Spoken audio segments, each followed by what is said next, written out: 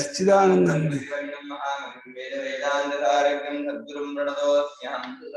ಸಂಪ್ರದಾಯಜ್ಞಂ ಸಂಯಮೀಂದ್ರಂ ಸದಾಶ್ರಯಂ ಸದ್ಗುರುಂ ದಚ್ಚಿದಾನಂದಂ ತಥಾಚಾರಂ ಸಮಾಶ್ರಯೇ.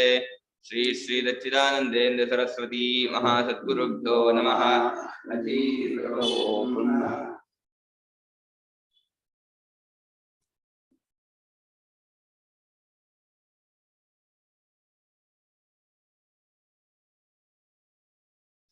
ಇಲ್ಲಿ ಕಂಪದಾರ್ಥದಲ್ಲಿ ಬ್ರಹ್ಮ ಬುದ್ಧಿಯನ್ನ ಮಾಡಬೇಕು ಅಂತ ವಿಧಿಸ್ತಾ ಇಲ್ಲ.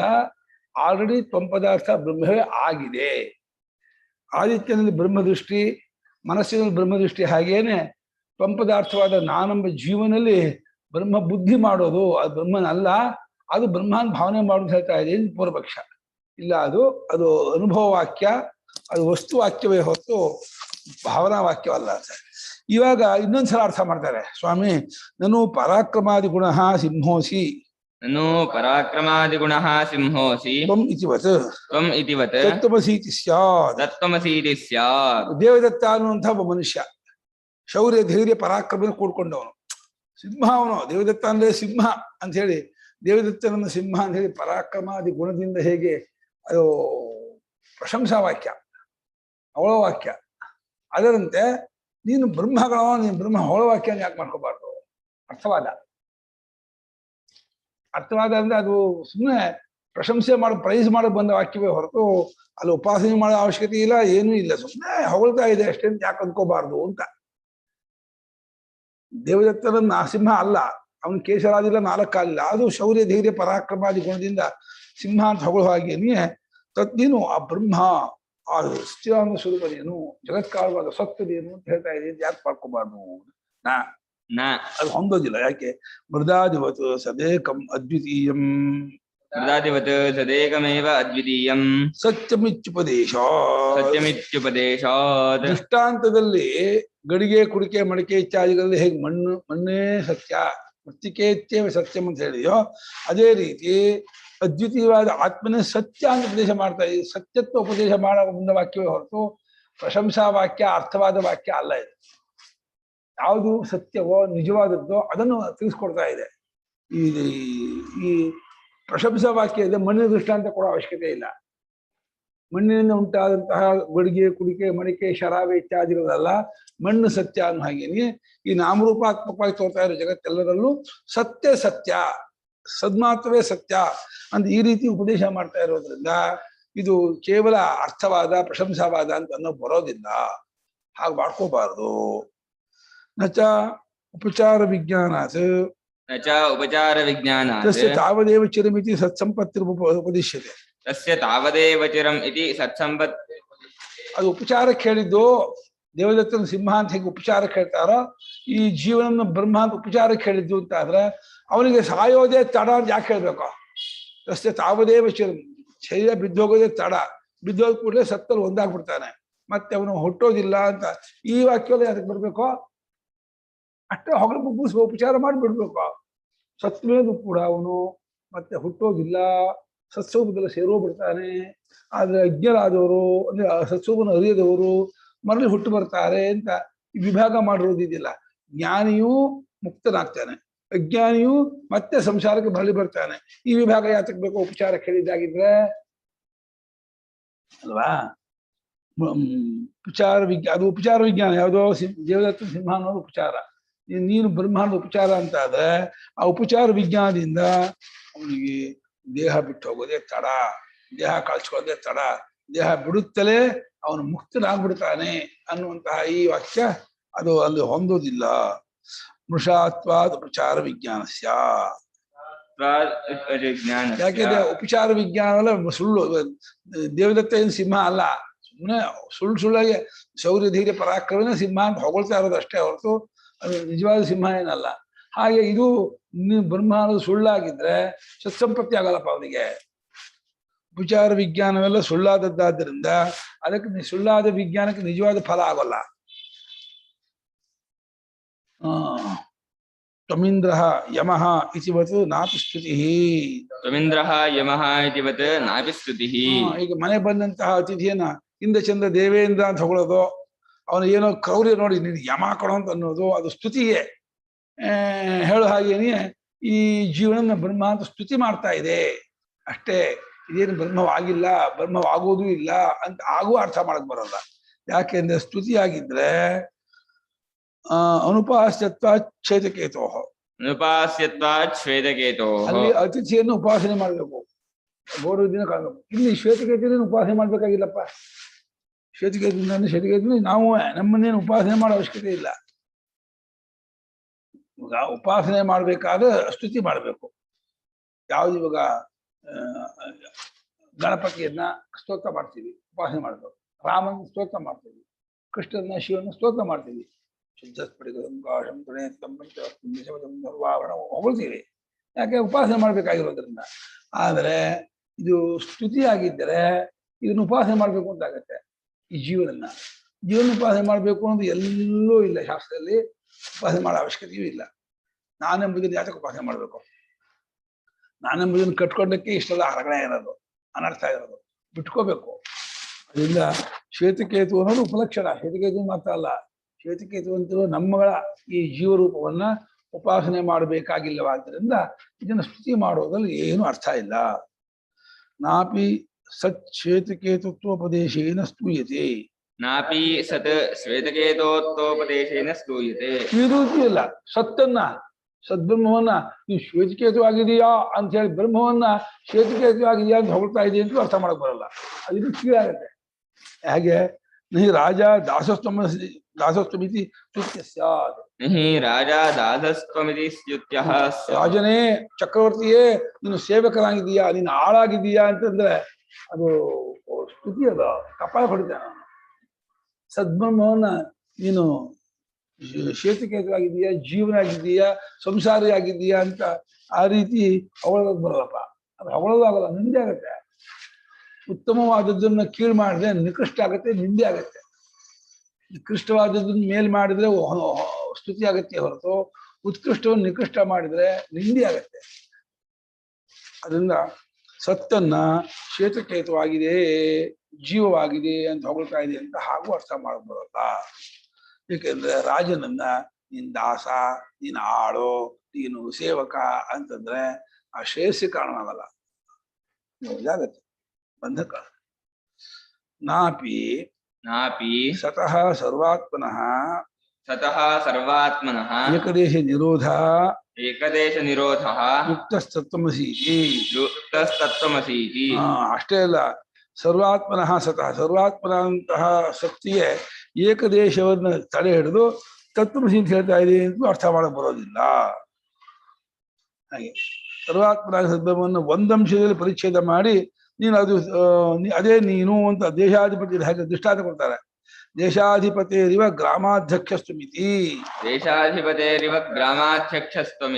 ಅಯೋಧ್ಯಾಧಿಪತಿ ಆದ ರಾಮನನ್ನ ಶಿವಮೊಗ್ಗಕ್ಕೆ ಅಧಿಪತಿ, ಮತ್ತೂರಿಗೆ ಅಧಿಪತಿ, ಹಳ್ಳಿಗೆ ಅಧಿಪತಿ ಅಂತ ಹಾಗನ್ನು ಬರಲ್ಲ.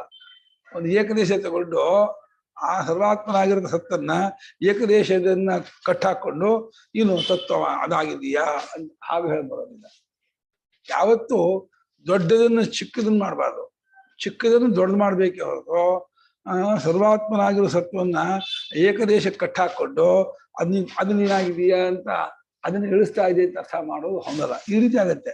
ದೇಶಾಧಿಪತಿಯಾಗಿರ್ತಕ್ಕಂತಹ ರಾಜನನ್ನ ಗ್ರಾಮಾಧ್ಯಕ್ಷ ಅಂತ ಹೇಳಿದ್ರೆ ಹೆಂಗೆ ಅದು ಅಪಚಾರ ನಿಂದೆಯೋ ಆ ರೀತಿ ಆಗತ್ತೆ. ಅನ್ಯಾಗತಿರಿಹ ಸದಾತ್ಮತ್ವೋಪದೇಶಾತ್ ಅರ್ಥಾಂತರಭೂತಾ ಸಂಭವತಿ. ಇಷ್ಟು ಪ್ರಕಾರ ಬಿಟ್ರೆ ಇನ್ನು ಯಾವ ಪ್ರಕಾರವೂ ಹೊಂದೋದಿಲ್ಲ ಉಪದೇಶ. ಈ ಸತ್ತಿಗೆ ನೀನು ಬ್ರಹ್ಮವಾಗಿದ್ದೀಯಾ ಅಂತ ಉಪದೇಶ ಮಾಡ್ತಾ ಇದೆಯಲ್ಲ, ಅದಕ್ಕೆ ಬೇರೆ ಯಾವ ಗತಿಯೂ ಇಲ್ಲ. ಅದು ಆಲ್ರೆಡಿ ಅದು ಬ್ರಹ್ಮವಾಗಿದ್ರೇನೆಯೇ ಬ್ರಹ್ಮವಾಗಿದ್ದೀಯಾ ಅಂತ ಹೇಳ್ತಾ ಇದೆ ಅಂತ ಹೊಂದಕ್ಕೆ ಹೊರತು ಅದು ಉಪಾಸನೆಯೂ ಅಲ್ಲ, ಅರ್ಥವಾದವೂ ಅಲ್ಲ, ಸ್ತುತಿಯೂ ಅಲ್ಲ, ಅದು ನಿಂದೆಯೂ ಅಲ್ಲ, ಸುಮ್ಮನೆ ಉಪಮಾನವೂ ಅಲ್ಲ. ಉಪಮಾನ ಅಲ್ಲ, ಅದೆಲ್ಲ ಅಲ್ಲ, ವಿದ್ಯಮಾನವಾದ. ನನ್ನ ಮುಖ ನೋಡ್ತಿರ್ತಾರೆ. ಅವಾಗ ತ್ವಂ ತದಸಿ ಅನ್ಬಿಟ್ಟಿದ್ರೆ ಅವಾಗ ಹೈಯರ್ ಇದ್ರಿಂದ ಕೆಳಗಡೆ ಬಂದಂಗ ಆಗ್ತಾ ಇರ್ಲಿಲ್ಲ ಅಲ್ವಾ? ಆಗ್ತಿರ್ಲಿಲ್ಲ. ತ್ವಂ ತದಸಿ ಅಂತಂದ್ರೆ ಅಲ್ಲ, ಇಲ್ಲಿ ಯಾವುದನ್ನು ಆರಂಭ ಮಾಡುತ್ತೋ ಅದನ್ನು ರೆಫರ್ ಮಾಡ್ತಾ ಇದೆ. ಸದೇವ ಸೌಮ್ಯೇದಮಗ್ರಾಹಿ 6ನೇ ಅಧ್ಯಾಯ ಆರಂಭವಾಗಿದೆ. ಈ ಸೃಷ್ಟಿ ಮುಂಚೆ ಸತ್ಯ ಇತ್ತು ಅಂತ, ಅದನ್ನ ಪರಾಮರ್ಶೆ ಮಾಡಿ ಅದು ನೀನು ಅಂತ ಐಕ್ಯ ಮಾಡ್ತಾ ಇದೆ. ಹಿಂದಿಂದ ಹೊಂದಿಸ್ಕೋತಾ ಇದೆ. ತತ್ವಮಸಿ ಸತ್ವಮಸಿ ಅಂತ ಅರ್ಥ. ತತ್ತಂದ್ರೆ ಸತ್ ಅಂತ. ಸದೇವ ಸೌಮ್ಯೇದಮಗ್ರಾಹಿ ಶುರು ಆಗಿತ್ತಲ್ಲ, ಅದನ್ನ ತತ್ಶಬ್ದದಿಂದ ಪರಾಮರ್ಶೆ ಮಾಡ್ತಾ ಆ ತ್ವಂ ಶಬ್ದದಲ್ಲಿ ಐಕ್ಯವನ್ನು ಮಾಡ್ತಾ ಇದೆ. ಪ್ರಪಂಚಕ್ಕೆ ಮೂಲ ಕಾರಣವಾದ ಸತ್ ಇದೆಯಲ್ಲ, ಅದೇ ನೀನಾಗಿರುವೆ. ಎಲ್ಲೋ ಇದೆ ಆ ಸತ್ತು, ಯಾವುದೋ ಏನೋ ಆಗಿದೆ ಅಂತ ಅನ್ಕೋಬೇಡ. ನಿನ್ನ ಪರಮಾರ್ಥ ರೂಪವೇ ಅದು. ನೀನ್ ನಿಜವಾಗಿ ಅದೇ ಆಗಿರುವೆ. ನೀನ್ ತಪ್ಪಿಳಿಕೆಯಿಂದ ದೇಹನ್ಯಮನ ಬುದ್ಧಿ ರೂಪದವನ್ನು ಅಂದ್ಕೊಂಡಿದೀಯೇ ಹೊರತು ರಿಯಲಿ ಇದೆಲ್ಲವನ್ನು ಬಿಟ್ಕೊಂಡ್ರೆ ಸತ್ಸ್ವರೂಪದವನೇ ನೀನ್ ಆಗಿದ್ದೀಯಾ ಅನ್ನೋದು ನಿಂಗೆ ಈಗಲೇ ಅನುಭವ ಬರುತ್ತೆ. ಈ ಒಂದು ಅರ್ಥ ಬಿಟ್ಟು ಬಿಟ್ರೆ ಇನ್ನು ಯಾವ ಅರ್ಥವನ್ನು ಆ ವಾಕ್ಯಕ್ಕೆ ಮಾಡಕ್ ಬರೋದಿಲ್ಲ ಅಂತ ಇದ್ದಾರೆ ಭಾಷ್ಯಕಾರರು. ಅನ್ಯಾಗತಿ ಇಹ ನಾ, ಬೇರೆ ಗತಿಯಿಂದ ಬೇರೆ ರೀತಿ ಅರ್ಥ ಮಾಡೋದು. ಸದಾತ್ಮತ್ವೋಪದೇಶ, ಸತ್ಯ ನಿನ್ನ ಆತ್ಮವಾಗಿದೆ ಉಪದೇಶ ಮಾಡೋದಕ್ಕಿಂತ ಮತ್ತೊಂದು ಪ್ರಕಾರದ ಗತಿಯನ್ನ, ಅದು ಅರ್ಥಾಂತರವಾಗಿರೋದನ್ನ ಇಲ್ಲಿಗೆ ತಗೊಂಬರಕ್ ಬರೋದಿಲ್ಲ. ಇದು ಐಕ್ಯೋಪದೇಶವೇ ಹೊರತು ಸ್ತುತಿಪರ ಅಲ್ಲ, ಅರ್ಥವಾದವಲ್ಲ, ಅಥವಾ ಸುಮ್ಮನೆ ಉಪಮಾನವೂ ಅಲ್ಲ, ಸುಮ್ಮನೆ ಪ್ರಶಂಸಾ ವಾಕ್ಯವೂ ಅಲ್ಲ. ಘಟಾಕಾಶವನ್ನ ಇದು ಮಹಾಕಾಶವೇ ಅಂತ ಹೇಳಿದ ಹಾಗೇನೆಯೇ ಈ ಜೀವನನ್ನ ಇದು ಸತ್ತೇ ಬ್ರಹ್ಮವೇ. ಜೀವತ್ವ ಅವಿದ್ಯಾಕಲ್ಪಿತ. ದೇಹೇಂದ್ರಿಯ ಮನೋಬುದ್ಧಿ ಅಭಿಮಾನದಿಂದ ಜೀವ ಅನಿಸ್ಕೊಂಡಿದ್ದಾನೆ. ಅದು ಪ್ರತಿಬಿಂಬವನ್ನ ಬೇರೆ ಪರಿಚ್ಛಿನ್ನ ನೀರೊಳಗಿದೆ ಅಂತ ತಪ್ಪಾಗಿ ತಿಳ್ಕೊಂಡ ಹಾಗೇನೆಯೇ ಜೀವರೂಪ ಒಂದು ರೀತಿ ಸತ್ತಿನ ಪ್ರತಿಬಿಂಬದಿಂತಿದೆ. ಪ್ರತಿಬಿಂಬದಿಂದಿರುವ ಜೀವತ್ವವನ್ನ ಆ ಪ್ರತಿಬಿಂಬತ್ವಕ್ಕೆ ಕಾರಣವಾಗಿರುವ ಆ ದೇಹೇಂದ್ರಿಯ ಮನೋಬುದ್ಧಿಗಳ ಇದನ್ನ ತಟ್ಟೆ ತೆಗೆದು ಬಿಟ್ರೆ ಅದು ಇದಾಗ್ಬಿಡುತ್ತೆ, ಸತ್ಯ. ಈಗಲೇ ಅಭಿಮಾನ ಬಿಟ್ಟು ನೋಡಿದ ಕೂಡಲೇನೆ ಪರಮಾತ್ಮ ಆಗ್ಬಿಡುತ್ತೆ. ಆಗಿದ್ದೀನಿ ಗೊತ್ತಾಗುತ್ತೆ. ಸಂಪದಾರ್ಥವನ್ನು ಸತ್ತೆಂದು ಉಪಾಸನೆ ಮಾಡಬೇಕೆಂದು ಅದನ್ನು ನೀನಿಂದ ಹೋಗ್ಬೇಕೆಂದು ಹೇಳೋದಕ್ಕಾಗುವುದಿಲ್ಲ. ವಿಷಾನ ನಾನು ಸದಸ್ಮೀತಿ ಬುದ್ಧಿ ಮಾತ್ರ ಯಹ ಕರ್ತವ್ಯತೆಯ ಚೋದ್ಯತೆ ಅದು ಅಜ್ಞಾತಂ ಸದಸೀತಿ ಜ್ಞಾಪ್ಯತೆ ಚೇತ್. ಅವನು ಪೂರ್ವಪಕ್ಷಿ ಇನ್ನೊಂದು ತರಹ ಅರ್ಥ ಮಾಡ್ತೇನೆ ಅಂತ ಹೋಗ್ತಾ ಇದ್ದಾನೆ. ಇಲ್ಲಿ ಸರಸ್ವತಿ ಪುಸ್ತಕವನ್ನು ಸರಸ್ವತಿಯಿಂದ ಭಾವನೆ ಮಾಡೋ ಅನ್ನೋ ಹಾಗೇನೆ ನಾನು ಸತ್ತಾಗಿದ್ದೀನಿ ಬುದ್ಧಿ ಅಷ್ಟೇ ಮಾಡೋ. ಬುದ್ಧಿಯಿಂದ ನೀನು ಹಾಗೆ ಇದು ಮಾಡ್ಕೋ, ಶಾಸ್ತ್ರ ಹೇಳ್ತಾ ಇರೋದು ಒಪ್ಕೋ, ಅಷ್ಟನ್ನು ಹೇಳ್ತಾ ಇದೆಯಾ ಹೊರತು ಇದು ಅದು ನಮ್ಗೆ ಗೊತ್ತಿಲ್ಲದೆ ಇರುವ ಸದ್ರೂಪವನ್ನು ಜ್ಞಾಪ ಮಾಡ್ಕೊಡ್ತಾ ಇದೆ ಅಂತ ಯಾಕೆ ಅರ್ಥ ಮಾಡ್ತೀರಾ? ನಾವು ಸ್ವರೂಪದವರೇ ಆಗಿದ್ದೀವಿ, ಅದು ನಮಗೆ ಗೊತ್ತಿಲ್ಲ, ಅದನ್ನು ಜ್ಞಾಪ ಮಾಡಿಸ್ಕೊಡ್ತಾ ಇದೆ ಅಂತ ಯಾಕೆ ಅರ್ಥ ಮಾಡ್ತೀರಾ? ಪುಸ್ತಕವನ್ನು ಸರಸ್ವತಿಯಿಂದ ಭಾವನೆ ಮಾಡುವ ಹಾಗೇನೆ ನೀನು ಸತ್ತಾಗಿದ್ದೀನಿ ಅಂತ ಇದನ್ನು ಇವತ್ತಿಗೂ ಮಾಡ್ತಾರಮ್ಮ. ಈ ಮಠಾಧಿಪತಿಗಳು ಎಷ್ಟೋ ಕಡೆಯಲ್ಲಿ ಅಹಂ ಬ್ರಹ್ಮಾಸ್ಮಿ ಜಪ ಮಾಡೋದು, ತತ್ವಮಸಿ ಜಪ ಮಾಡೋದು, ಪ್ರಜ್ಞಾನ ಜಪ ಮಾಡ್ತಾರೆ, ಮಹಾವಾಕ್ಯ ಜಪ ಮಾಡ್ತಾರೆ. ಶಂಕರಾಚಾರ್ಯ ಎಲ್ಲೂ ಮಹಾವಾಕ್ಯವನ್ನು ಜಪಕ್ಕಾಗಿ ಎಲ್ಲೂ ಹೇಳೇ ಇಲ್ಲ. ಅದನ್ನ ಜಪ ಮಾಡೋದು, ಅದನ್ನ ಸುಮ್ಮನೆ ಅದನ್ನ ಆಸ್ ಇಟ್ ಈಸ್ ರಿಪೀಟ್ ಮಾಡೋದು, ಅದನ್ನ ವಾಕ್ಯ ಅನುಭವಕ್ಕೆ ಹೊಂದಿಸ್ಕೊಳ್ಳೋದಕ್ಕಾಗಿ ಮತ್ತೆ ಪ್ರಯತ್ನ ವಿಶೇಷದಿಂದ ಚಿಂತನೆ ಮಾಡೋದನ್ನ ಒಪ್ಕೊಳ್ತಾರೆ ತತ್ವ ವಾಕ್ಯ. ಆದರೆ ಎಷ್ಟು ಒಂದು ಸಲ ಕೇಳಿದ್ರೆ ಅಷ್ಟು ಅರ್ಥ ಆಗುತ್ತೋ ಅಷ್ಟನ್ನೇ ಮತ್ತೆ ರಿಪೀಟ್ ಮಾಡೋದನ್ನ ಒಪ್ಪಿಲ್ಲ. ಅಲ್ಲ, ಮಾಡಿದವ್ರಿಗೆ ತಪ್ಪೇನಿದೆ, ಆದ್ರೆ ಅವ್ರಿಗೆ ಇಷ್ಟ ಮಾಡ್ಕೊತಾರೆ, ಅದರಿಂದ ಲಾಭನೇ ಆಗ್ಬೋದು. ಯಾಕೆಂದ್ರೆ ಮಾಡೋದಕ್ಕೆ ಶಾಸ್ತ್ರವಾಕ್ಯ ಇರಬೇಕು. ಇವಾಗ ಶಾಲಿಗ್ರಾಮದಲ್ಲಿ ವಿಷ್ಣು ಬುದ್ಧಿ ಮಾಡ್ಬೋದೇ ಹೊರತು ಸುಮ್ಮನೆ ಒಂದು ಕಸ ತಗೊಂಡು ಇದನ್ನ ವಿಷ್ಣು ಬುದ್ಧಿಯಿಂದ ಅಭಿಷೇಕ ಮಾಡಕ್ ಬರಲ್ಲ. ಯಾಕೆಂದ್ರೆ ಶಾಸ್ತ್ರ ಯಾವುದೇ ಮಾಡಬೇಕಾದ್ರೂ ಶಾಸ್ತ್ರವಾಕ್ಯ ಇರಬೇಕು, ಪ್ರಮಾಣ ವಾಕ್ಯವಿಲ್ಲದೆ ಮಾಡಕ್ ಬರಲ್ಲ. ಆ ರೀತಿ ಪ್ರಮಾಣ ವಾಕ್ಯವಿಲ್ಲದೆ ಹೆಂಗ್ ಮಾಡ್ತೀರಾ? ಅಂದ್ರೆ ಮಾಡುವಂತ ಎಲ್ಲೂ ಹೇಳಿಲ್ಲ, ಸೊ ಇವಾಗ ಪ್ರಾಣೋ ಬ್ರಹ್ಮೋಪಾಸನೆ ಇದೆ, ವೈಶ್ವಾನರ ಉಪಾಸನೆ ಇದೆ, ಶಾಣಿ ಇದೆ, ಬೇರೆ ಉಪಾಸನೆಗೆ ವಾಕ್ಯ ಇದೆ. ಇಲ್ಲಿ ವಾಕ್ಯ ಇಲ್ಲ. ಈ ನನ್ನನ್ನ ಬ್ರಹ್ಮ ಅಂತ ಅಂದ್ರೆ ಇದು ನನ್ನ ತತ್ವಮಸಿ ಅಹಂ ಬ್ರಹ್ಮಾಸ್ಮಿ ಅಹಂ ಬ್ರಹ್ಮ ಹಾಗೆ ಮಾಡೋದು ಇಲ್ಲ. ಅದು ಅನುಭವಕ್ಕೆ ತಂದುಕೊಳ್ಳುವ ವಾಕ್ಯವೇ ಹೊರತು ಭಾವನಾ ವಾಕ್ಯವೇ ಅಲ್ಲ.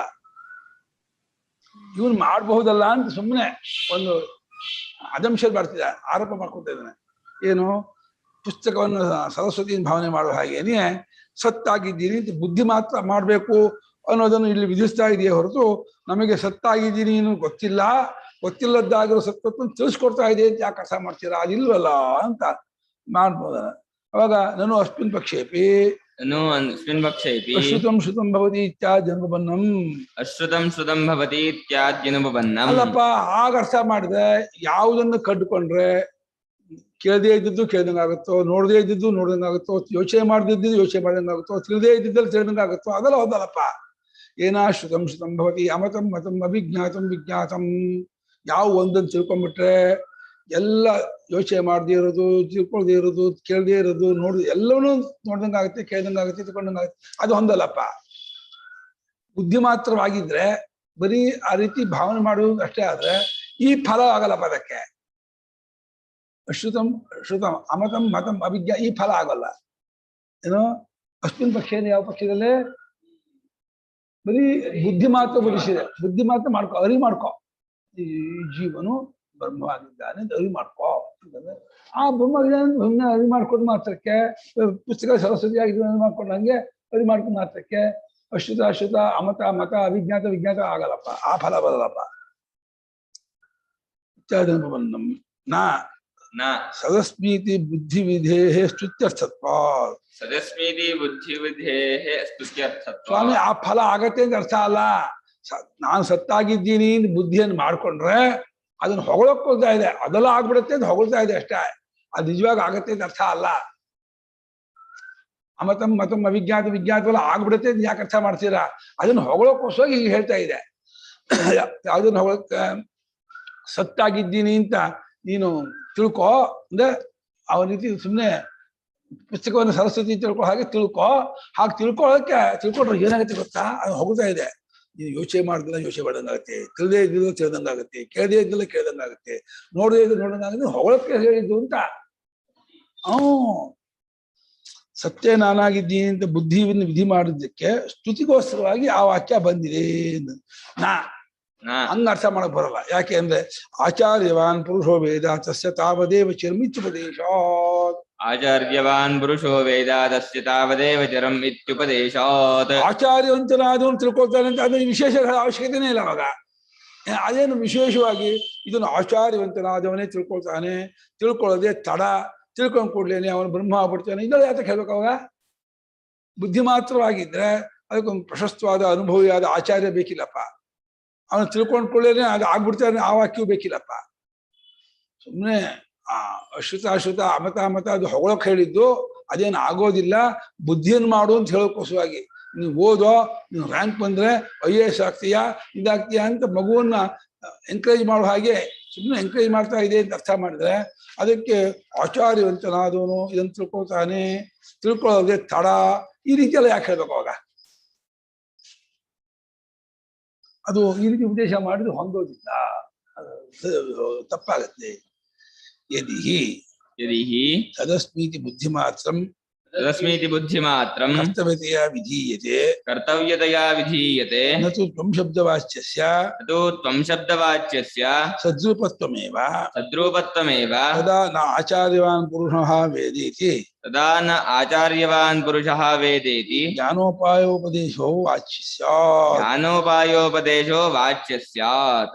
ಟಿಪ್ಪಣಿ ಕೊಟ್ಟರೆ ನೋಡಿ ಸ್ವಾಮಿಗಳು, ಸ್ತುತಿ ಎಂಬ ಪಕ್ಷವನ್ನ ಬಿಟ್ಟು ಸತ್ತಿನ ಗುಣದ ಹೋಲಿಕೆಯಿಂದ ಸತ್ಯೆಂದು ಉಪಾಸನೆ ಮಾಡಬೇಕು ಎಂದು ಮನಸ್ಸನ್ನು ಅನಂತ ಗುಣಸಾಮ್ಯದಿಂದ ವಿಷಯದಿಂದ ಮಾಡುವಂತ ವೇದೆಯಿಂದರೋ ಎಂದು ಅಭಿಪ್ರಾಯ. ಹಿಂದೆ ಹೇಳಿರುವುದು ದೃಷ್ಟಾಧ್ಯಾಸ, ಇದು ಸಂಪದಧ್ಯಾಸ ಅಂತ. ಹಿಂದೆ ಸಾಲಿಗ್ರಾಮದ ವಿಷ್ಣು, ಆದಿತ್ಯನಿಂದ ಬ್ರಹ್ಮ, ಮನಸ್ಸಿನ ಬ್ರಹ್ಮ, ದೃಷ್ಟಿ ಅಧ್ಯಾಸ.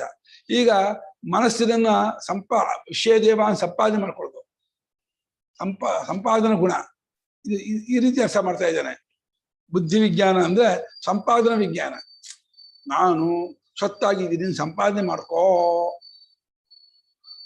ದೃಷ್ಟ್ಯಧ್ಯಾಸಕ್ಕೂ ಸಂಪಾದನೆಗೂ ಇಷ್ಟೇ ವ್ಯತ್ಯಾಸ. ಯಾವುದ್ರಲ್ಲಿ ಯಾವ ಗುಣವಿರೋಲ್ಲೋ ಅದನ್ನ ಇನ್ನೊಂದು ಕಡೆ ತಂದು ಅದಕ್ಕೆ ಸೇರಿಸೋದು ಸಂಪಾದನೆ. ಈಗ ಭೂಮಿಯೇ ಋಕ್ಕಿಗೆ ಭೂಮಿತ್ವ ಇಲ್ಲ, ಋಗೇವ ಭೂಮಿ. ಅಗ್ನಿ ಸಾಮಕ್ಕೆ ಅಗ್ನಿ ಇಲ್ಲ, ಅದು ಅಗ್ನಿತ್ವ ಸಂಪಾದನೆ. ಸಾಮವನ್ನು ಅಗ್ನಿ ಸಂಪಾದನೆ ಮಾಡೋದು. ಋಕ್ಕನ ಭೂಮಿನ ಸಂಪಾದನೆ ಮಾಡೋದು. ಅದು ದೃಷ್ಟಿ ಅಧ್ಯಾಸ ಅಂದ್ರೆ ಅದನ್ನೇ ಐಕ್ಯ ಮಾಡ್ಕೊಳ್ಳೋದು ದೃಷ್ಟಿ ಅಧ್ಯಾಸ. ದೃಷ್ಟಿಗೂ ಸಂಪಾದನೆಗೂ ಏನಿಸ್ತದೆ ದೃಷ್ಟಿಯಲ್ಲಿ ಇದನ್ನ ಅಳಿಸಿ ಅದೇ ಭಾವನೆ ಮಾಡ್ಬಿಡ್ತಾರೆ. ಆದಿತ್ಯನ ತೆಗೆದು ಬ್ರಹ್ಮ ಭಾವನೆ ಮಾಡ್ತಾ ಇರ್ತಾರೆ. ಸಂಪಾದನೆಯಲ್ಲಿ ಅದನ್ನ ಉಳಿಸ್ಕೊಂಡು ಅದಕ್ಕೆ ಆ ಗುಣವನ್ನು ಮಾತ್ರ ಹಾಕ್ತಾ ಇರ್ತಾರೆ. ಮೊದಲನೇ ಅರ್ಥ ಮಾಡಿದವನು ಈ ಜೀವನನ್ನು ಅಳಿಸಿ ಬ್ರಹ್ಮ ಅಂತ ಭಾವನೆ ಮಾಡುವಂತ ಅರ್ಥ ಮಾಡ್ದ. ಈಗ ಇಲ್ಲ ಜೀವಿತವನ್ನು ಉಳಿಸ್ಕೊಂಡು ಜೀವನಿಗೆ ಬ್ರಹ್ಮತ್ವ ಸಂಪಾದನೆ ಮಾಡ್ಕೊಡ್ತಾ ಇದೆ, ಯಾಕೆ ಮಾಡ್ಕೋಬಾರ್ದು ಅಂತ. ಅದಕ್ಕೆ ಆ ಸಂಪಾದನೆ ಅಷ್ಟೇ ಆಗಿದ್ರೆ ಆಚಾರ್ಯವಂತನಾದ ಪುರುಷನ ಅವನನ್ನು ಅರಿತಾನೆ, ಅವನಿಗೆ ಅರಿಯೋದೇ ತಡೆ ಅಂತ ಹೇಳೋದು ಹೊಂದಲ್ಲ. ಅದು ವಿವರಣೆ ವಾಕ್ಯ.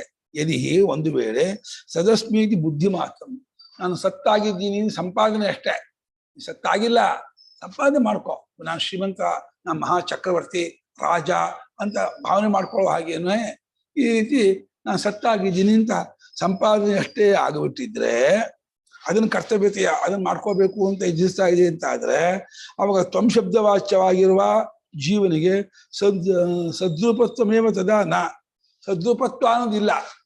ಸದ್ರೂಪತ್ವಮೇವ ಸಂಪಾದನೆ ಅಷ್ಟೇ ಹೊರತು ಸದ್ರೂಪತ್ವವೇ ಅವನಿಗಿದೆ ಅನ್ನೋದಿಲ್ಲ ಅಂತಾಗಿ ಅವಾಗ ಆಚಾರ್ಯವಂತನಾದವನು ಆ ಪುರುಷನನ್ನು ಅರಿಯುತ್ತಾನೆ ಅಂತ ಹೇಳಿ ಜ್ಞಾನಕ್ಕೆ ಉಪಾಯವಾಗಿ ಉಪದೇಶ ಮಾಡೋದು ಹೊಂದಲ್ಲ. ಆತ್ಮಜ್ಞಾನ ಪ್ರಾಪ್ತಿಗೆ ಉಪಾಯ ಏನು ಅಂದ್ರೆ ತತ್ವಜ್ಞಾನಿಯಾದ ಗುರುಗಳ ಹತ್ರ ಹೋಗೋದು, ಇದನ್ನು ಹೇಳೋ ಅವಶ್ಯಕತೆ ಇಲ್ಲ. ಸಂಪಾದನೆಗೆ ಅದೆಲ್ಲ ಯಾತಕ್ಕೆ ಹೇಳ್ಬೇಕು? ಜ್ಞಾನಕ್ಕೆ ಉಪಾಯ ಉಪದೇಶ, ಜ್ಞಾನವನ್ನು ಪಡೆಯೋದಕ್ಕೆ ಉಪಾಯ ಅಂದ್ರೆ ಸಾಧನ, ಅದನ್ನ ಉಪದೇಶ ಏನು? ಗುರುಗಳ ಹತ್ರ ಹೋಗೋದು. ಅದನ್ನು ಹೇಳೋದು ಸರಿ ಆಗುತ್ತಿರಲಿಲ್ಲ. ಯಾಕಂದ್ರೆ ಅಗ್ನಿಹೋತ್ರ ಜೂಯ ಇತ್ಯಾದಿಗಳೆಲ್ಲ ಇದ್ದೇ ಇದೆ, ಅದೇ ಆಟೋಮೆಟಿಕ್ ಉಪದೇಶ ಆಗುತ್ತೆ. ಇದು ಹೊಸದಾಗಿ ಹೇಳೋ ಅವಶ್ಯಕತೆ ಇಲ್ಲ. ಯಥಾ ಅಗ್ನಿಹೋತ್ರಂ ಜುಹುಯಾತ್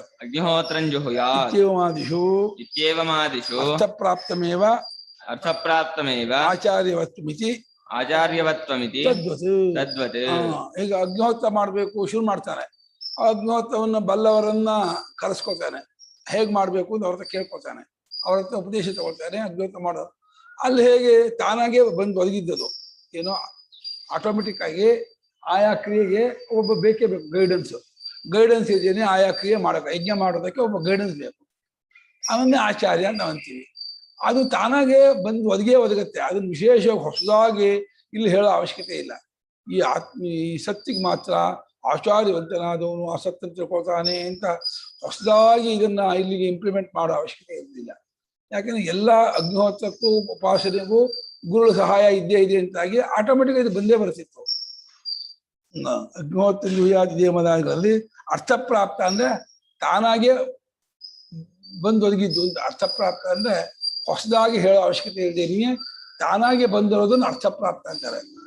ಅದೇ ಆಚಾರ್ಯವತ್ವ ಇದು ಬಂದೇ ಬರುತ್ತೆ ಅಂತಾಗಿ ಅದರಂತೆ ಇಲ್ಲೂ ಆಗೋದ್ರಿಂದ ಇದನ್ನು ಆಚಾರ್ಯವಂತನಾದನ್ನು ತಿಳ್ಕೊಳ್ತಾನೆ ಅಂತ ಹೊಸದಾಗಿ ಹೇಳೋದ್ರಲ್ಲಿ ಏನು ವಿಶೇಷವಾಗುತ್ತಿರಲಿಲ್ಲ.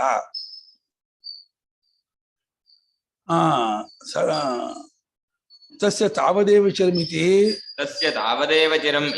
ಕ್ಷೇಪಕರಣಂ ನಯುಕ್ತಂ ಸ್ಯಾತ್. ಅವನಿಗೆ ಅದೇ ತಡ ಗೊತ್ತು ಮಾಡ್ಕೊಳ್ಳೋದೇ ತಡ ಅಂತ. ಕ್ಷೇಪ ಅಂದ್ರೆ ಅವಧಿ, ಅವನು ಗಡಿಯನ್ನ ಮಾಡಿದ್ದು ಅದು ಹೊಂದಲ್ಲ. ಸಂಪಾದನೆ ಆಗಿದ್ರೆ ಸಂಪಾದನೆಗೆ ಸತ್ಯವೇ ಫಲ ಆಗೋದು. ಅದಕ್ಕೆ ಗೊತ್ತು ಮಾಡ್ಕೊಳ್ಳೋದೇ ತಡ ಅಂತ ಯಾಕೆ ಹೇಳ್ಬೇಕು? ಅದಕ್ಕೆ ಅದು ಕೂಡ ಹೊಂದೋದಿಲ್ಲ. ತಾವದೇವ ಶಿರಂ ಅಂತ ಹೇಳಿ ಒಂದು ಕ್ಷೇಪಕರಣ, ಒಂದು ತುದಿಯನ್ನ ಮಾಡಿರೋದು ಅದು ಹೊಂದುತ್ತಿರಲಿಲ್ಲ. ಸದಾತ್ಮ ತತ್ವೇ ಅವಿಜ್ಞಾತೇಪಿ ಬುದ್ಧಿಮಾತ್ರಕರಣೆ ಮೋಕ್ಷ ಪ್ರಸಂಗಾತ್. ಅವ ನಿನ್ ಪ್ರಕಾರ ಏನಾಗತ್ತೆ? ಸತ್ಯ ನನ್ನ ಆತ್ಮ ಆಗಿದ್ದಾನೆ ಅಂತ ತಿಳ್ಕೊಳ್ಳದೆ ಹೋದ್ರು, ಅದು ಬುದ್ಧಿ ಮಾಡ್ಕೊಂಡ್ರು ಆಗಿದ್ದೀನಿ ಇದನ್ನ ಸಂಪಾದನೆ ಮಾಡ್ಕೊಂಡ್ರು ಮೋಕ್ಷ ಆಗತ್ತೆ ಅಂತ ಆಗ್ಬಿಡುತ್ತೆ. ಅವಾಗ ಆತ್ಮಜ್ಞಾನ ಏನಾಗಬೇಕಾಗಿಲ್ಲ. ಆತ್ಮಜ್ಞಾನ ಮಾಡ್ಕೊಳ್ಳದೆ ಹೋದು ನಾನು ಸತ್ತಾಗಿದ್ದೀನಿ, ನಾನು ಸಂಪಾದನೆ ಮಾಡ್ಕೊಂಡ್ರು ಬುದ್ಧಿಯಲ್ಲಿ ಇದನ್ನ ಇದು ಮಾಡ್ಕೊಂಡು ಆರೋಪ ಮಾಡಿಕೊಂಡು ನಾನು ಆಗಿದ್ದೀನಿ ಆ ರೀತಿ ಭಾವನೆ ಮಾಡ್ಕೊಳ್ಳೋದ್ರಿಂದಲೂ ಅವನಿಗೆ ಮೋಕ್ಷವಾಗುತ್ತೆ ಅಂತ ಅರ್ಥವಾಗುತ್ತೆ ಹೊರತು ದೇಹ ಬಿಡೋದೇ ತಡ ಆಮೇಲೆ ಮೋಕ್ಷ ಆಗುತ್ತೆ ಅದೇ ರೀತಿ ಹೇಳೋ ಅವಶ್ಯಕತೆ ಇಲ್ಲ. ಬುದ್ಧಿ ಮಾತ್ರದಿಂದಲೇ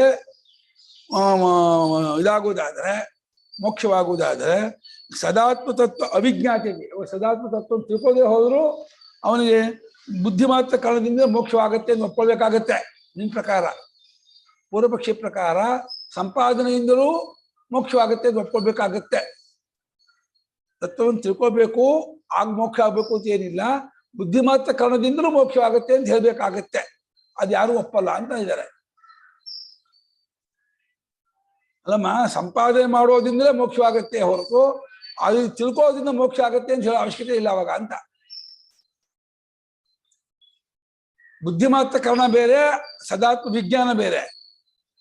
ಬುದ್ಧಿಮಾತ್ರ ಕರಣವೇ ಸದಾತ್ಮ ವಿಜ್ಞಾನ ಅಲ್ಲ. ಬುದ್ಧಿಮಾತ್ರ ಕರಣಕ್ಕೆ ಸರಿ ಅರ್ಥ ಮಾಡ್ಕೋಬೇಕು. ಬುದ್ಧಿಮಾತ್ರ ಕರಣ ಅಂದ್ರೆ ಹಾಗೆ ಅಂದ್ಕೊಳ್ಳೋದು ಅಂತ. ಜೀವನ ಬ್ರಹ್ಮ ಅಲ್ಲ, ಬ್ರಹ್ಮ ಅಂತ ಅಂದ್ಕೊಳ್ಳೋದು. ಅಂದ್ಕೊಳ್ಳೋದ್ರಿಂದಲೇ ಅವನಿಗೆ ಮೋಕ್ಷವಾಗುತ್ತೆ ಅಂತಂದ್ರೆ ಅವಾಗ ಸದಾತ್ಮ ವಿಜ್ಞಾನ ಮಾಡ್ಕೊಳ್ಳದೆ ಹೋದ್ರು ಮೋಕ್ಷವಾಗತ್ತೆ ಅಂತ ಒಪ್ಪಡಂಗಾಗತ್ತೆ. ಅನುಭವಕ್ಕೆ ತಂದ್ಕೊಳ್ಳದೆ ಹೋದ್ರು ಸದಾತ್ಮ ತತ್ವ ಅವಿಜ್ಞಾತೆ, ಸತ್ಯ ಆತ್ಮತತ್ವ ನಮ್ಮ ಸ್ವರೂಪವಾಗಿದೆ ಅಂತ ಅನುಭವ ಪರ್ಯಂತ ಕಂಡುಕೊಳ್ಳದೆ ಹೋದ್ರು ಆ ಬುದ್ಧಿಮಾತ್ರ ಕಾರಣದಿಂದಲೇ ಮೋಕ್ಷವಾಗತ್ತೆ ಅಂತ ಹೇಳಿ ಒಪ್ಪಡಂಗಾಗತ್ತೆ. ಇದು ಮೋಕ್ಷವಾದಿಗಳು ಒಪ್ಪಲ್ಲ ಇದನ್ನ. ಅನುಭವ ಪರ್ಯಂತ ಕಂಡುಕೊಂಡಾಗ ಮೋಕ್ಷವಾಗತ್ತೆ ಹೊರತು ಬರೀ ಬುದ್ಧಿಮಾತ್ರ ಕಾರಣದಿಂದ ಮೋಕ್ಷವಾಗತ್ತೆ ಅಂತ ಒಪ್ಕೊಂಡಿಲ್ಲ. ನಚ ನಚ ತತ್ವಮಸಿ ಇತ್ಯುಕ್ತೆ ತತ್ವಮಸಿ ಇತ್ಯುಕ್ತೆ ನಾಹಂ ಸದಿತಿ ನಾಹಂ ಸದಿತಿ ಪ್ರಮಾಣವಾಕ್ಯಜನಿತ ಬುದ್ಧಿ ಮಾನವಾಕ್ಯಜನಿತಾ ಬುದ್ಧಿಃ ನಿವರ್ತಿತುಂ ಶಕ್ಯ ನಿರ್ವರ್ತಯಿತುಂ ಶಕ್ಯ ಉತ್ಪನ್ನೇತಿ ವಾ ಶಕ್ಯಂ ವಕ್ತುಂ. ನೋತ್ಪನ್ನೇತಿ ವಾ ಶಕ್ಯಂ ವಕ್ತುಂ. ಈ ವಾಕ್ಯ ತುಂಬಾ ಕಷ್ಟ. ಈ ವಾಕ್ಯ ಬಹಳ ಕ್ಲಿಷ್ಟ ವಾಕ್ಯ. ಏನು? ತತ್ವಮಸಿ ಅಂತ ಹೇಳಿದ ಮೇಲೆ ತತ್ವಮಸಿ ಇತ್ಯುಕ್ತೆ ಇವನು ನಾನ್ ಸತ್ತಲ್ಲಪ್ಪ ಅಂತ ಇವನು ಅಂದ್ಕೊಂಡ್ರೆ, ಕೇಳುವ ಶಿಷ್ಯ ನಾಹಂ ಸತ್, ನಾನ್ ಸತ್ತಲ್ಲ. ತತ್ವಮಸಿ ಶ್ರುತಿ ಹೇಳಿದ್ರು ನಾನ್ ಸತ್ತಲ್ಲ ಅಂತ ಹೇಳಿ ಶಾಸ್ತ್ರ ಪ್ರಮಾಣ ವಾಕ್ಯದಿಂದ ಉಂಟಾದ ಬುದ್ಧಿಯನ್ನ ನಾನ್ ಸತ್ತಲ್ಲ ಅಂತ ತೆಗೆದುಹಾಕಕ್ಕಾಗಲ್ಲ. ನೀನು ಅಂದ್ಕೊಂಡು ಹಠ ಮಾಡ್ಬೋದು. ಏನಂತ? ನಾನ್ ಸತ್ತಲ್ಲ, ನಾನು ಬ್ರಹ್ಮವಲ್ಲ ಅಂತ ಹಠ ಮಾಡಿದ ಮಾತ್ರಕ್ಕೆ ಶಾಸ್ತ್ರ ಪ್ರಮಾಣ ವಾಕ್ಯದಿಂದ ಉಂಟಾದ ಜ್ಞಾನವನ್ನ ನಾನು ನಿವರ್ತಿಸಿ ಶಕ್ಯ, ತೆಗೆದುಹಾಕಕ್ಕಾಗಲ್ಲ. ಅಥವಾ ನೋತ್ಪನ್ನೈತಿವ, ಅದು ಉಂಟಾಗೇ ಇಲ್ಲ, ಉಂಟಾಗೋದೇ ಇಲ್ಲ ಅನ್ನೋಕ್ಕೂ ಆಗಲ್ಲ. ಯಾರಿಗೂ ಉಂಟಾಗೇ ಇಲ್ಲ. ಶಾಸ್ತ್ರವಾಕ್ಯ ಪ್ರಾಮಾಣ್ಯ ತೆಗೆದುಹಾಕಕ್ಕೂ ಆಗಲ್ಲ. ಇದು ಯಾರಿಗೂ ಉಂಟಾಗೋದಲ್ಲ ಅಂತ ಹೇಳಕ್ಕಾಗಲ್ಲ ಅಂತ ಅರ್ಥ ಆ ವಾಕ್ಯಕ್ಕೆ. ಈ ಕನ್ನಡ ನೋಡಿದ ವಾಕ್ಯದ ಅರ್ಥದ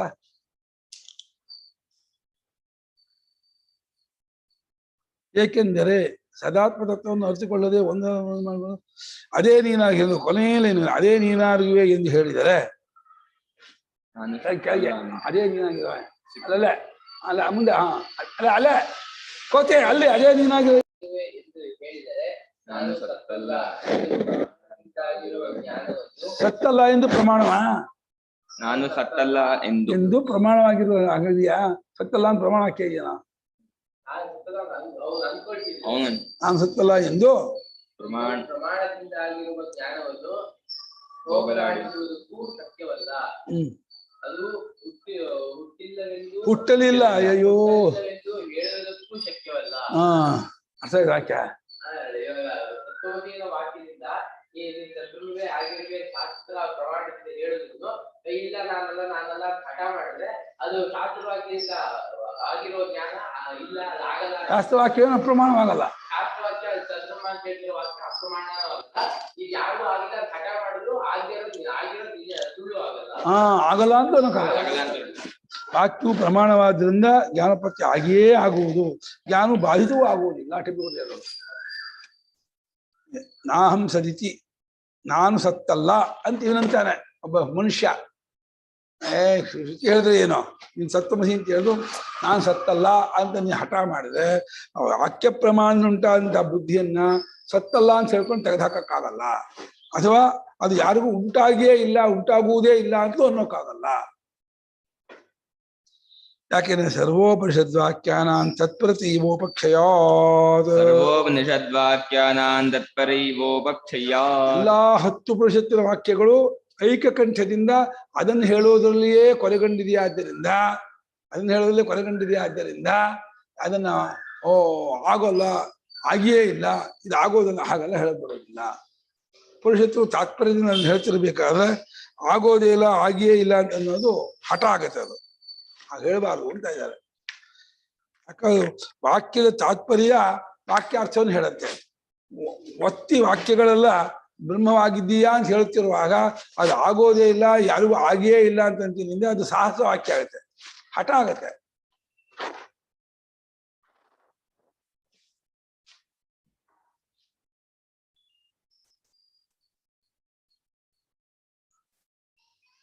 ಅದರಿಂದ ಆ ರೀತಿ ಹಠ ಮಾಡೋದು ಶಾಸ್ತ್ರಕ್ಕೆ ವಿರುದ್ಧವಾದದ್ದು ಅಂತ.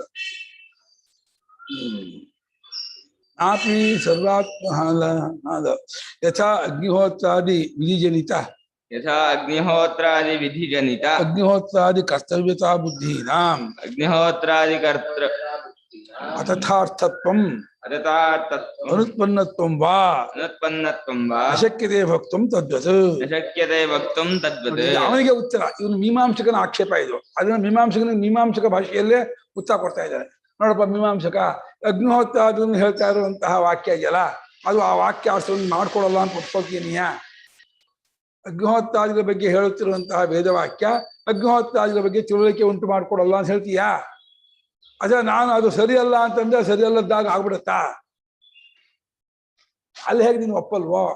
ನಾವು ಅಗ್ನಿಹೋತ್ರಾದಿಗಳ ಬಗ್ಗೆ ಶಾಸ್ತ್ರ ಹೇಳ್ತಾ ಇದ್ದಿಲ್ಲ, ಅದೆಲ್ಲ ಬರೀ ಸುಳ್ಳು, ಸ್ವರ್ಗ ಆಗೋಲ್ಲ, ಅದನ್ನ ಏನು ಪುರುಷಾರ್ಥ ಆಗಲ್ಲ, ನಾನಂದ ಮಾತ್ರಕ್ಕೆ ಆ ಸುಳ್ಳಾಗ್ಬಿಡತ್ತಾ? ಅದು ಅರ್ಥವಿಲ್ಲದಾಗ ಆಗುತ್ತಾ? ಅದನ್ನ ಯಾರಿಗೂ ಪುರುಷಾರ್ಥ ಆಗದೇ ಇರೋ ಹೋಗುತ್ತಾ?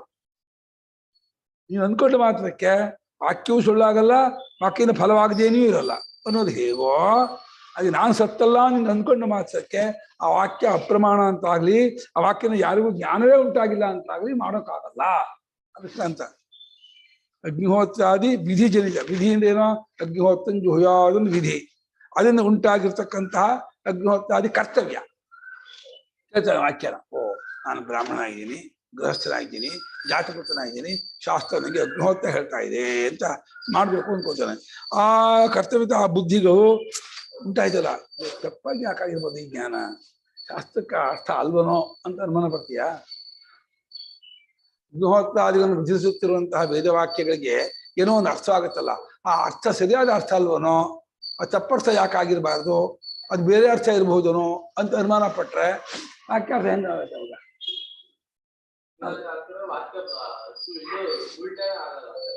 ನೀವು ವಾಕ್ಯಕ್ಕೆ ಅರ್ಥವನ್ನೇ ಅದು ಅರ್ಥ ಅಲ್ಲ ಅಂದ್ಬಿಟ್ರೆ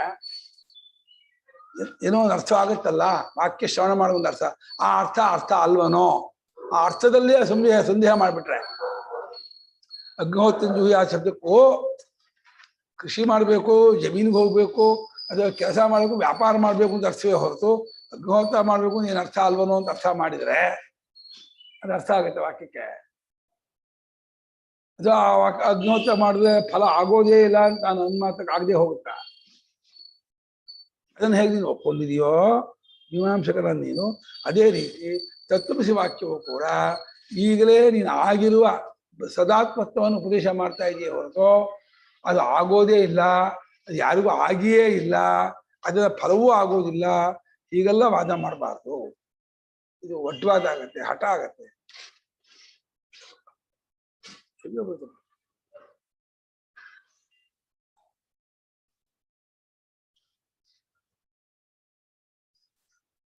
ಯತ್ಯೋಕ್ತಂ ಸದಾತ್ಮ ಸನ್ ಕಥಂ ನ ಜಾನೀಯಾದಿತಿ. ಇನ್ನೊಂದು ಹೇಳಿದ, ಈ ಆಕ್ಷೇಪ ಉತ್ತರ ಕೊಟ್ಟಿಲ್ಲ. ಅಲ್ಲ, ನಾವೆಲ್ಲರೂ ಸದ್ಬ್ರಹ್ಮರೇ ಆಗಿದ್ರೆ ಹೆಂಗ್ ತಿಳ್ಕೋದೇ ಇದ್ದೇವು ನಾವು? ನಮ್ಗೆ ಯಾಕೆ ತಿಳಿದೇ ಇದ್ದೀತದು? ನಮ್ಗೆ ಯಾಕೆ ಅದು ಗೊತ್ತಾಗಿಲ್ಲ?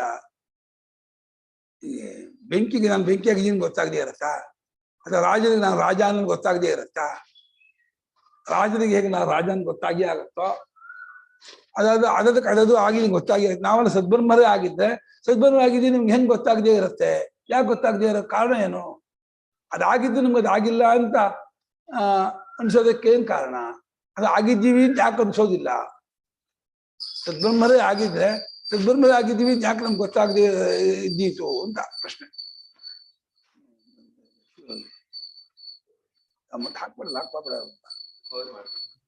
ನಾನು ಇಟ್ಕೊಂಡು ಸದ್ಬ್ರಹ್ಮವಾಗಿದ್ದಿದ್ರೆ ಗೊತ್ತಾಗ್ತಾ ಇತ್ತು. ಅಲ್ಲಿ ಬುದ್ಧಿ ಮನಸ್ಸು ಎರಡು ಇಲ್ಲದೆ ಇರೋದ್ರಿಂದ ಗೊತ್ತಾಗೋದಿಲ್ಲ. ಹೌದು, ಯಾಕಂದ್ರೆ ನನಗ್ ಗೊತ್ತಾಗೋದು ಒಂದು ಅಲ್ಲ, ಅದು ನಾನು ಅದಕ್ಕೆ ಗೊತ್ತಾಗೋದಾಗಿದ್ದು ನೀವು ಹೇಳಿದಂಗೆ ಅದಾಗಿದ್ದು. ಇನ್ನು ನಾನು ಇಟ್ಕೊಂಡು ಗೊತ್ತು ಮಾಡ್ಕೊಳ್ಳೋ ಹಾಗೆ ಗೊತ್ತು ಮಾಡ್ಕೊಳ್ಳೋದು ಅಲ್ಲವಾದ್ದರಿಂದ ನಾನು ಅದು ಇಟ್ಕೊಂಡು ಕುರ್ಚಿ ಗೊತ್ತಾಗೋದು ನಾನು ಇಟ್ಕೊಂಡು ನಾನು ಕುರ್ಚಿ ಗೊತ್ಕೊಳ್ತೀನಿ. ಇನ್ನು ಹಾಗೆ ಅಲ್ಲಿ ನಾನೇ ಇಲ್ಲಲ್ಲ, ನಾನಿದೆ ಇದ್ದಾಗ ಗೊತ್ತಾಗೋದಕ್ಕಿಂತ ಬರುತ್ತೆ ಇಲ್ಲ, ಅದೊಂದು ಕ್ರಮ. ಇನ್ನೊಂದು ಕ್ರಮ ನಾನು ಗೊತ್ತಾಗೋದಲ್ಲ, ನಾನು ಗೊತ್ತಾಗೋ ಹಾಗೆ ಗೊತ್ತಾಗೋದು ಅಲ್ಲ, ನಾನು ಅನ್ನೋದು ಅಲ್ಲಿಲ್ಲ. ನಾನು ನೀವು ಹೇಳ್ದಂಗೆ ನಾನು ಅನ್ನೋದು ಅಲ್ಲಿಲ್ಲ, ಅಲ್ಲಿದೆ ಗೊತ್ತಾಗಲ್ಲ. ನಿಮ್ಗೆ ಗೊತ್ತಾಗೋದು ಅನ್ನೋದಲ್ಲ, ನಾನು ಅನ್ನೋದು ಇಟ್ಕೊಂಡೆ ಗೊತ್ತಾಗೋದು ಅನ್ನೋದು ಇರೋದ್ರಿಂದ ಅಲ್ಲಿ ನಾನು ಅನ್ನೋದಿಲ್ಲ, ಅದನ್ನ ಗೊತ್ತಾಗೋದಿಲ್ಲ ಅಂತ ಒಂದು ಉತ್ತರ ಹೇಳ್ಬೋದು. ಅದು ನಾನು ಅನ್ನೋದೇ ಗೊತ್ತಾಗೋದಲ್ಲ ಹಾಗೂ ಉತ್ತರ ಹೇಳ್ಬೋದು.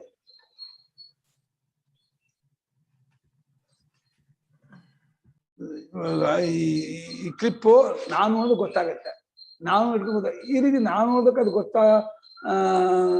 ಗೊತ್ತಾಗೋದು ಅಲ್ಲಿಲ್ಲೋ, ಆದ್ರಿಂದ ಆ ಟೈಮ್ ನಾನು ಅನ್ನೋದಕ್ಕೆ ಅದು ಗೊತ್ತಾಗಲ್ಲ ಅಂತ ಆಗುತ್ತೆ. ನಾನು ಅಂತ ಇದ್ರೂ ನಾನು ಅದು ಗೊತ್ತಾಗೋದಲ್ಲ, ಅದು ಗೊತ್ತಾಗಲ್ಲ ಅದು ಹಾಗೂ ಹೇಳ್ಬೋದು. ಅಮ್ಮ ಹೇಳ್ದಂಗೂ ವ್ಯಕ್ತ ಮಾಡ್ಬೋದು. ನಾನಿದ್ದಿದ್ದೆ ನಾನು ಅಡ್ಕೊಳ್ತಿದ್ದೆ, ನಾನೇ ಇಲ್ವಲ್ಲ ಹೇಗೆ ಅಡ್ಕೊಳ್ತೀನಿ ಅಂತ. ಯಾಕಂದ್ರೆ ನಾನು ಏನು ಅರಿಬೇಕಾದ್ರೂ ನಾನು ಇಟ್ಕೊಂಡೇ ಅರಿಬೇಕು, ಅದು ನಾನಿಲ್ಲ, ಅದನ್ನ ಅರಿಯಕ್ಕಾಗಲ್ಲ ಅಂತ ಹೋಗೋದು. ನಾನಿದ್ರೆ ನನಗೆ ಅದು ಗೊತ್ತಾಗೋದು ಅಂತ ಆ ವಸ್ತು ಸ್ವರೂಭಾವ ನೋಡಿದ್ರೆ ನಾನು ಒಂದಕ್ಕೂ ತಡಿಕೆಯಾಗಿ ಹಿಂತಡಿಕೆಯಾಗಿರೋದ್ರಿಂದ ನಾನು ಇದ್ರೂ ಅದು ಆಬ್ಜೆಕ್ಟ್ ಆಗೋದಿಲ್ಲ. ಇದು ಪ್ರಶ್ನೆ, ಈ ತರ್ಕ ಪ್ರಶ್ನೆ ಇದು. ನಾನು ಸತ್ಸ್ವರೂಪವೇ ಆಗಿದ್ರೆ ಯಾಕೆ ಸತ್ಸ್ವರೂಪ ನಾವು ನಮ್ಮನ್ನು ತಿಳ್ಕೊಳ್ತಿಲ್ಲ, ಹೇಗೆ ತಿಳ್ಕೊಳ್ದೆ ನಾವು ಇದ್ದೇವು, ಎಲ್ಲದರ ಕಾರಣ ಇಲ್ವಲ್ಲ ಅಂತ. ಇದೇನು ತಪ್ಪಿಲ್ಲ ಅದು, ನಾಸೋ ದೋಷ ಆದ್ರು. ನಾಸೋ ದೋಷ, ಇದೇನು ದೋಷ ಅಲ್ಲಪ್ಪ, ನಾನು ಸದ್ಬ್ರಹ್ಮ ಆಗಿದ್ದು ನಮ್ಗೆ ಗೊತ್ತಾಗದೆ ಇರಬಹುದು. ಯಾಕೆಂದ್ರೆ ಕಾರ್ಯಕರಣ ಸಂಘಾತ ವ್ಯತಿರಿಕ್ತೋಹಂ, ಕಾರ್ಯಕರಣದಂಘಾದ ವ್ಯತಿರಿಕ್ತೋಹಂ ಜೀವಃ ಕರ್ತಾ ಭೋಕ್ತಾ ಇತ್ಯಪಿ ಸ್ವಭಾವತಃ ಪ್ರಾಣಿನಾಂ ವಿಜ್ಞಾನ ಅದರ್ಶನಾತ್ ಕಿಮು ತಸ್ಯ ಸದಾತ್ಮ ವಿಜ್ಞಾನಂ. ಅಲ್ಲ, ನಾನು ಅನ್ನೋ ಜ್ಞಾನವೇ ಲೋಕದವರಿಗೆ ಎಷ್ಟೇ ಜನಕ್ಕಾಗಲ್ಲ. ನಾನು ಅನ್ನೋದಕ್ಕೂ ಜ್ಞಾನ ಹೆಂಗಾಗತ್ತೆ ಅಂತ ಇದ್ದಾರೆ. ನಾನು ಒಂದು ಏನು ಅಂತ ಕೇಳಿದ್ರೆ ಕಾರ್ಯಕರಣ, ನಾನು ಈ ಕಾರ್ಯ ಅಂದ್ರೆ ದೇಹ, ಕರಣ ಅಂದ್ರೆ ಇಂದ್ರಿಯ, ಸಂಘಾತ ಅಂದ್ರೆ ಗುಂಪು, ಇದಕ್ಕಿಂತ ಬೇರೆಯಾಗಿರ್ತಕ್ಕವನು ನಾನು ಬರೀ ಜೀವನು, ಕರ್ತೃಭೋಕ್ತವಾಗಿರ್ತಕ್ಕವನು ಅನ್ನುವಂಥ ಈ ಜ್ಞಾನ ಸ್ವಭಾವದಿಂದ ಎಲ್ಲ ಪ್ರಾಣಿಗೂ ಇಲ್ಲಪ್ಪ. ಇದು ದೇಹೇಂದ್ರಿಯ ಮನೋಬುದ್ಧಿ ಕೂಡ್ಕೊಂಡವನು ಜ್ಞಾನ ಇದೆಯೇ ಹೊರತು, ದೇಹೇಂದ್ರಿಯ ಮನೋಬುದ್ಧಿಗಿಂತ ಬೇರೆಯಾಗಿ ಕರ್ತೃಭೋಕ್ತವಾಗಿ ಜನ್ಮಾಂತರಕ್ಕೆ ಲೋಕಾಂತರಕ್ಕೆ ಸಂಬಂಧಪಟ್ಕೊಂಡಂತಹ ಜೀವನು ನಾನು ಅನ್ನುವ ಜ್ಞಾನವೇ ಸ್ವಭಾವದಿಂದ ಎಲ್ಲ ಜನರಿಗೂ ಇಲ್ಲ. 190 ಜನಕ್ಕೆ ಇಲ್ಲ ಆ ಜ್ಞಾನ. ಮೀಮಾಂಸಕರಿಗೂ ಒಬ್ರು ಬಿಟ್ಟು, ಮೀಮಾಂಸಕರಿಗೂ ನಂಬಿಕೆ ಅಷ್ಟೇ, ಅವ್ರಿಗೂ ಏನು ಸಾಕ್ಷಾತ್ ಗೊತ್ತಾಗಿಲ್ಲ, ಅವರು ಯುಕ್ತಿ ಮಾಡಿ ಒಪ್ಕೊಂಡಿದ್ದಾರೆ ಅಷ್ಟೇ. ಯಾಕೆಂದ್ರೆ ನಾನು ಅನ್ನೋದು ಗೊತ್ತಾಗೋದಕ್ಕೆ ನಾನು ಅನ್ನೋದಕ್ಕೆ ಗೊತ್ತಾಗುತ್ತೋ ಬೇರೆದೇ ಗೊತ್ತಾಗುತ್ತೋ. ನಾನು ಅದನ್ನು ನೋಡುತ್ತೆ ಅಂದ್ರೆ ತನ್ನ ಹೆಗಲ ಮೇಲೆ ತಾನು ಹತ್ಕೊಳ್ತಾನೆ ಅಂತಾಗತ್ತೆ. ನಾನು ಅನ್ನೋದು ಬೇರೆದೇ ಗೊತ್ತಾಗುತ್ತೆ ಅಂದ್ರೆ ಅನವಸ್ಥೆ ಬರುತ್ತೆ. ಆ ಬೇರೆದು ಯಾವುದೇ ಗೊತ್ತಾಗುತ್ತೆ, ಅದು ಬೇರೆದಿಗೆ ಬೇರೆದೇ ಗೊತ್ತಾದ್ರೆ ಅನವಸ್ಥೆ ಆಗತ್ತೆ. ತನಗೆ ತಾನು ಆದ್ರೆ ಸೆಲ್ಫ್ ಕಾಂಟ್ರಡಿಕ್ಟರಿ, ಅದು ಕರ್ಮಕರ್ತ ವಿರೋಧ. ತಾನು ಅರಿಸ್ಕೊಳ್ಳೋದು ತಾನು ಅರಿಯೋದು ಅಂತ 2 ಭಾಗ ಉಂಟು ನಿಮ್ಮ ಸುರಕ್ಷಿತ. ಗುರುಗಳೇ, ಇಲ್ಲಿ ಗೊತ್ತಾಗದು ಅಂದ ತಕ್ಷಣ ದ್ವೈತ ಬಂದ್ಬಿಡುತ್ತಲ್ವಾ? ಅದನ್ನ ನಾನು ಮತ್ತೆ ಇನ್ನೊಂದು, ನಾನು ಇನ್ನೊಂದು, ಅದೇ ನೀನು ಅಂತ ಹೇಳ್ಬಿಟ್ಟು ನಾನು ಗೊತ್ತಾಯ್ತು ಅಂದ ತಕ್ಷಣ ಅದು ಆ ವಾಕ್ಯದ ಅರ್ಥನೇ ವ್ಯತ್ಯಾಸ ಆಗೋಗುತ್ತಲ್ಲ. ಹೌದು, ಇದು ಗೊತ್ತಾಗೋದು ಉಪಚಾರವೇ ಹೊರತು ನಿಜವಾಗಿ ಪ್ರಶ್ನೆನೇ ಬರಲ್ಲ ಅಲ್ಲಿ.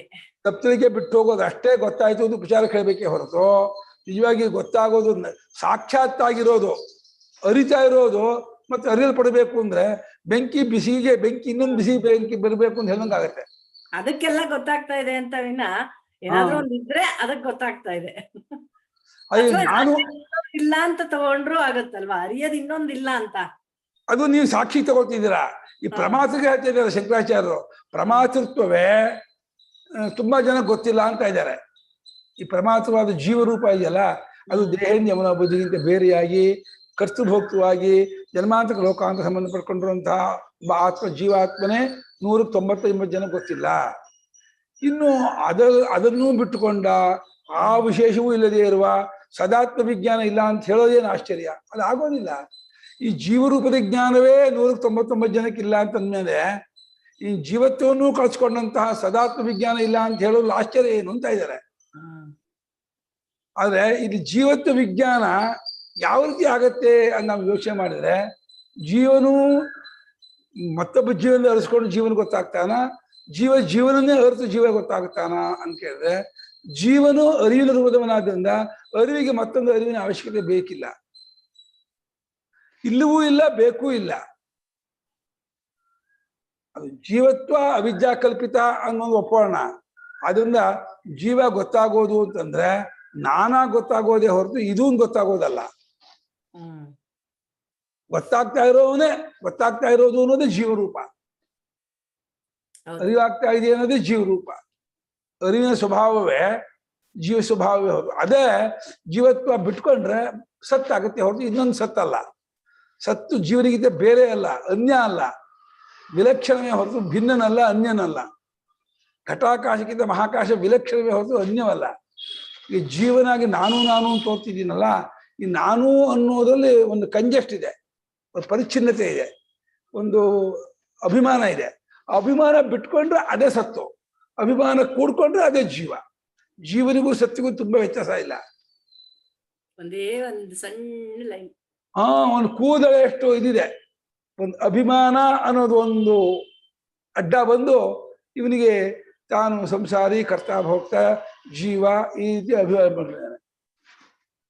ಇವಾಗ ನಮಗೆ ಯೋಚನೆ ಮಾಡ್ಕೊಂಡ್ರೆ ನಾನು ಅಂತ ಇದ್ರೆ, ನಾನು ಅನ್ನೋದು ನಾನಾದ್ರಿಂದ ನಂಗೆ ನಾನು ಅನ್ನೋದು ಗೊತ್ತಾಗ್ತಿದೆಯಾ, ನಾನು ಅನ್ನೋದು ಗೊತ್ತಾಗಿಸ್ಕೊಂಡು ಗೊತ್ತಾಗ್ತಾ ಇದೆಯಾ?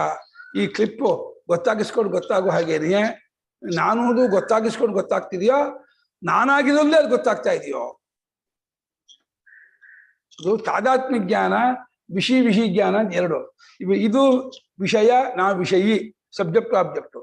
ಆದರೆ ನಾನು ಅನ್ನೋದು ಸಬ್ಜೆಕ್ಟ್ ಆಬ್ಜೆಕ್ಟ್ ಆಗಿ ಗೊತ್ತಾಗೋದಲ್ಲ, ನಾನಾಗೇ ಗೊತ್ತಾಗೋದು ತಾದಾತ್ಮ್ಯ ಜ್ಞಾನ. ಇದಂ ಜ್ಞಾನ ಅಲ್ಲ, ಇದು ಅಂತ ಬೆಳ್ಳಿಟ್ಟು ಪಾಯಿಂಟ್ ಔಟ್ ಮಾಡುವ ಜ್ಞಾನ ಅಲ್ಲ. ಅದು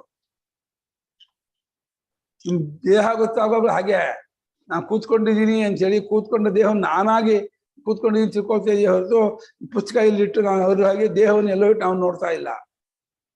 ದೇಹವನ್ನು ನಾವು ಅರಿಯುವಾಗ ದೇಹವೇ ಹಾಗೆ ಅರಿತಾ ಇದ್ದೀವಿ, ಇಂದ್ರಿಯವನ್ನು ಅರಿಯುವಾಗಲೂ ಇಂದ್ರಿಯವೇ ನಾವು ಹಾಗೆ ಅರಿತಿದ್ದೀವಿ, ಮನಸ್ಸು ಬುದ್ಧಿಯನ್ನು ಹಾಗೆ ಅದೇ ಹಾಗೆ ಅರಿತೀವಿ. ಇನ್ನು ಜೀವರೂಪಕ್ಕೆ ಇನ್ನೇನು ವಿಶೇಷ? ಜೀವರೂಪವೇ ಆಗಿ ಜೀವರೂಪವನ್ನು ನಾವು ಜೀವ ಅಂತ ಅನ್ಕೊಳ್ತಾ ಇದೀವಿ ಹೊರತು ಜೀವರೂಪವನ್ನು ಆಬ್ಜೆಕ್ಟ್ ಮಾಡ್ಕೊಂಡು ವಿಷಯ ಮಾಡ್ಕೊಂಡು ಜೀವರೂಪ ಅರಿತಾ ಇಲ್ಲ. ಇನ್ನು ಸಾಕ್ಷಿಯನ್ನು ಅರಿಯುವಾಗ ಜೀವತ್ವವನ್ನು ಬಿಟ್ಕೊಂಡು ಅನ್ನೋದಾಗ ಅದು ಅರಿಯೋದು ಅನ್ನೋದು ಅಲ್ಲ, ಅರಿಯೋದು ಒಂದು ಉಪಚಾರ. ಅದರ ಬಗ್ಗೆ ಇಂಪೋಸ್ ಆರೋಪ ಮಾಡಿಕೊಂಡ ಅನಾತ್ಮಾಂಶ ಬಿಟ್ಕೊಂಡು ಕೇವಲ ತಾನೇ ಉಳಿಯೋದನ್ನೇ ಅರಿವು ಅಂತೇಳಿ ಯಾರು ಹೇಳ್ತಾರೆ?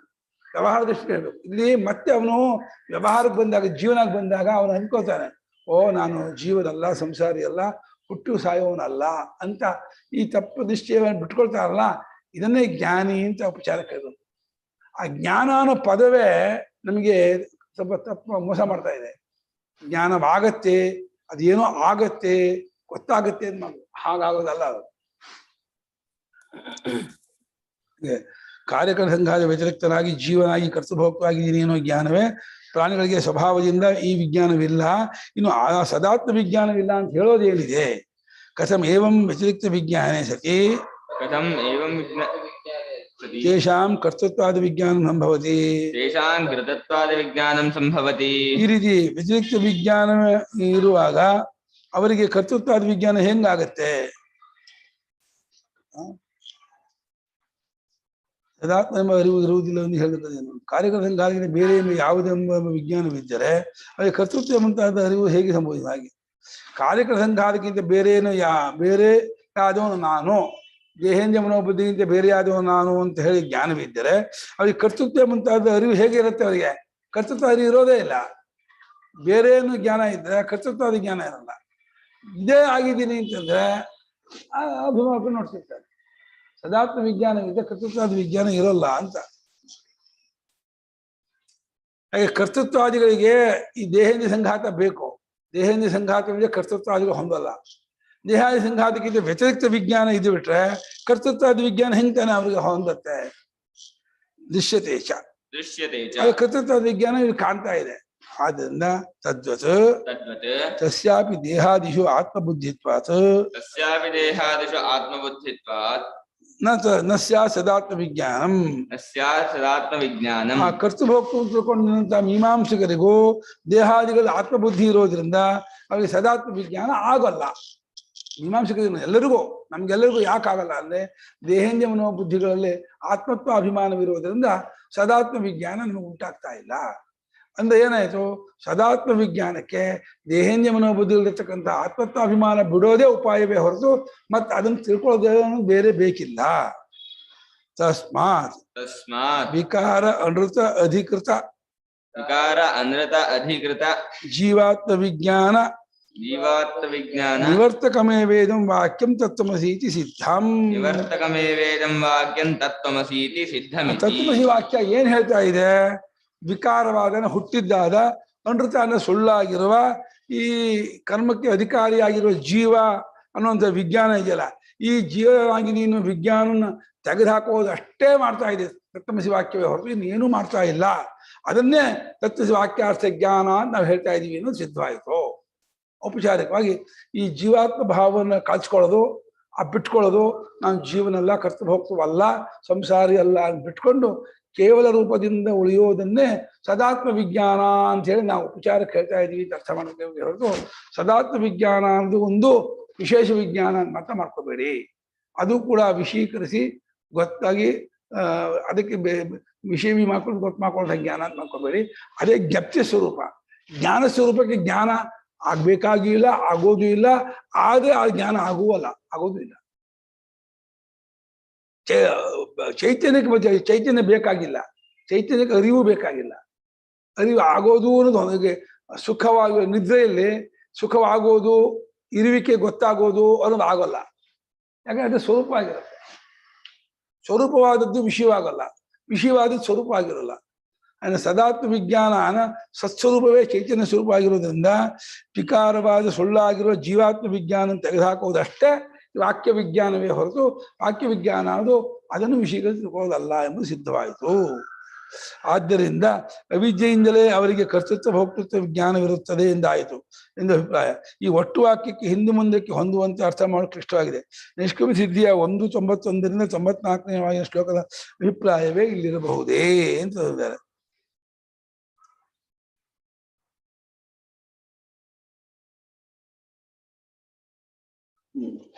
ಗಂಟೆ ಆಯ್ತು. ಓಂ ಆಪ್ಯಾಯಂತು ಮಮಾಂಗಾನಿ ವಾಕ್ಪ್ರಾಣಶ್ಚಕ್ಷುಶ್ರೋತ್ರಮಥೋ ಬಲಮಿಂದ್ರಿಯಾಣಿ ಚ ಸರ್ವಾಣಿ ಸರ್ವಂ ಬ್ರಹ್ಮೋಪನಿಷದಂ ಮಾಹಂ ಬ್ರಹ್ಮ ನಿರಾಕುರ್ಯಾಂ ಮಾ ಬ್ರಹ್ಮ ನಿರಾಕರೋತ್. ನಿರಾಕರಣಮಸ್ತು ನಿರಾಕರಣಂ ಮೇಸ್ತು. ತದಾತ್ಮನಿರತೇಯ ಉಪನಿಷತ್ಸು ಧರ್ಮಾಃ ತೇ ಮಯಿ ಸಂತು. ಓಂ ಶಾಂತಿ ಶಾಂತಿ ಶಾಂತಿ.